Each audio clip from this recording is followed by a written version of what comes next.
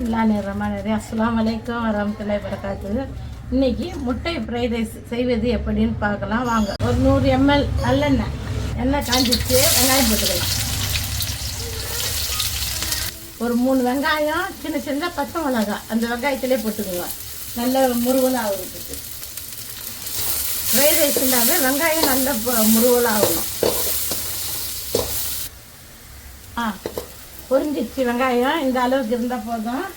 இப்போ கேரட்டு சீவி வச்சுக்கிறோம், ஒரு கேரட்டு அதை போடுங்க. இந்த கேரட்டும் கொஞ்சம் நல்லா வதங்கட்டும். இப்போ கொத்தமல்லி புதினா அதே போட்டு கொஞ்சம் தேவையான அளவு உப்பு, தேவையான அளவு மிளகுத்தூள், முட்டை 6 உடச்சி ரெடியாக வச்சுக்கிறேன், அதை ஊற்றிக்கிங்க. கை விடாமல் கொஞ்ச நேரம் கிண்டிக்கிட்டே இருங்க. அப்படி கொஞ்சம் பிடிக்கிறதா இருந்தால் கொஞ்சம் ஆயில் சேர்த்துக்கோங்க, நெய் கூட சேர்த்துக்கலாம்.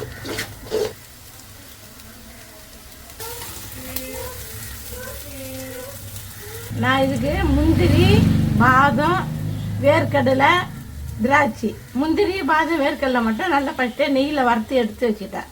திராட்சை வறக்கலை, அப்படியே தான் போடுறேன். இது எல்லாம் இதிலே போட்டுக்கோங்க.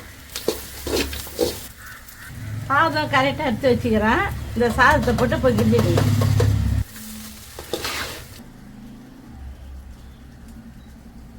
½ லெமன் எடுத்து அது மேலே அப்படியே சுற்றி கொஞ்சம் ஊற்றிக்குங்க.